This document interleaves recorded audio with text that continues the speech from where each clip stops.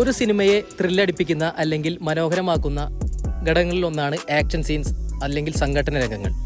Hi, ഞാൻ Robin Tom, സിനിമയിലെ fight മാസ്റ്ററാണ്. ഒരു സിനിമ കാണുന്ന പ്രേക്ഷകനും അല്ലെങ്കിൽ സിനിമയെ ഇഷ്ടപ്പെടുന്ന ആളുകൾക്കൊക്കെ സ്വാഭാവികമായിട്ട് തോന്നുന്നൊരു ഡൗട്ടാണ് ആക്ഷൻ സീൻസ് എല്ലാം എങ്ങനെയാണ് ചിത്രീകരിക്കുന്നത് അല്ലെങ്കിൽ എങ്ങനെയാണ് അവതരിപ്പിക്കുന്നത് എന്നൊക്കെ.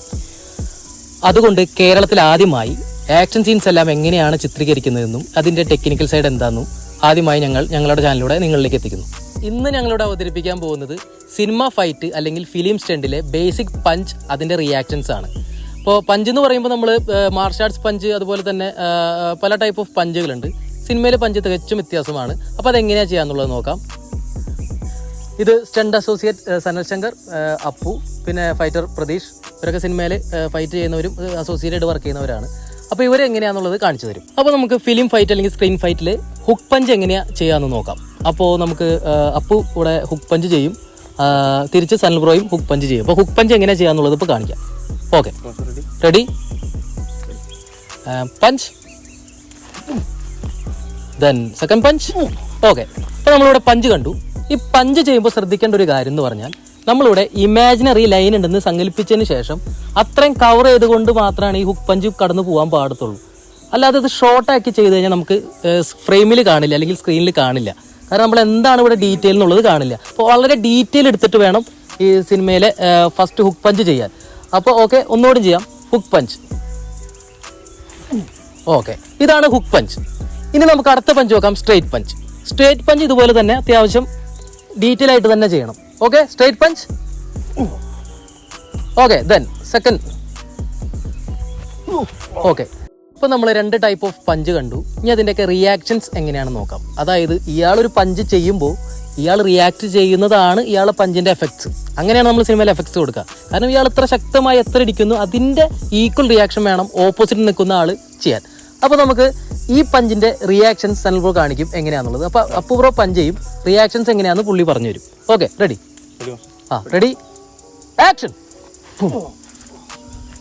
ഓക്കെ, അപ്പോൾ നമ്മളോട് റിയാക്ഷൻ കണ്ടു. ഓക്കെ, റിയാക്ഷൻ കണ്ടു. അപ്പോൾ നമ്മൾ ആദ്യം നമ്മുടെ ഫേസിലാണല്ലോ ഒരു അടി കിട്ടുന്നത്. അപ്പോൾ ഫേസിൽ അടി കിട്ടുമ്പോൾ ആദ്യം നമ്മുടെ ഫേസ് ആയിരിക്കണം ഫസ്റ്റ് പോകേണ്ടത്. അതിനുശേഷം ഷോൾഡർ പോകണം, സെക്കൻഡ് നീ പോകണം.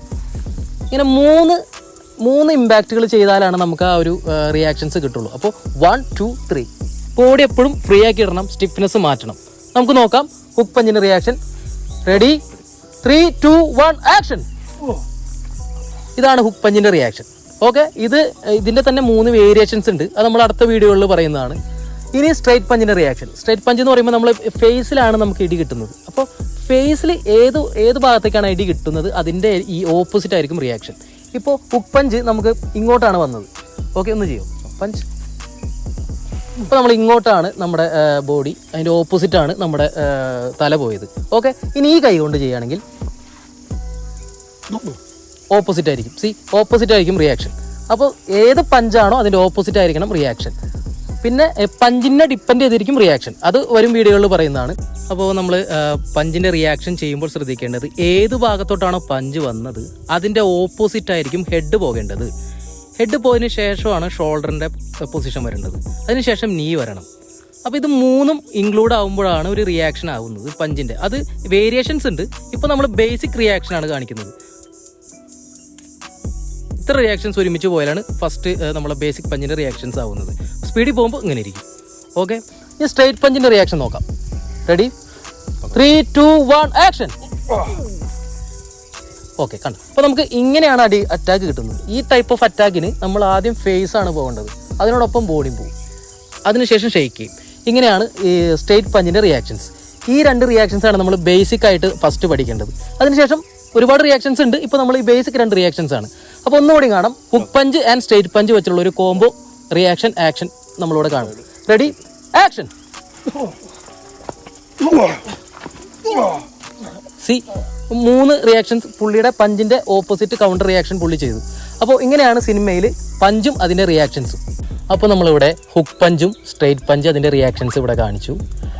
ഇതെല്ലാവർക്കും ഉപകാരപ്രദമായി എന്ന് വിശ്വസിക്കുന്നു. കൂടുതൽ ഇതിലെന്തെങ്കിലും ഡൗട്ട് ഉണ്ടെങ്കിൽ കമൻറ്റ് ബോക്സിൽ ഇടുക. പിന്നെ നമ്മുടെ ചാനൽ സബ്സ്ക്രൈബ് ചെയ്യുക, അതുപോലെ തന്നെ ബെല്ലൈക്കൺ കൂടി എനേബിൾ ചെയ്യുക. പിന്നെ കൂടുതൽ സ്റ്റൺസ്, കിക്സ്, പിന്നെ ഫോളിങ്, എങ്ങനെയാണ് ഒരാൾ വീഴുന്നത്, അതുപോലെ തന്നെ റോപ്പ് ഷോട്ട്, ഫയർ ഷോട്ട്, സിനിമയിലെ പല ടെക്നിക്ക് സൈഡും അതെങ്ങനെയാണ് സേഫിൽ ചെയ്യുക എന്നുള്ളതെല്ലാം നമ്മളിവിടെ വരുന്ന വീഡിയോകൾ ഉണ്ടായിരിക്കുന്നതാണ്. അപ്പോൾ താങ്ക് യു, ബൈ ബൈ.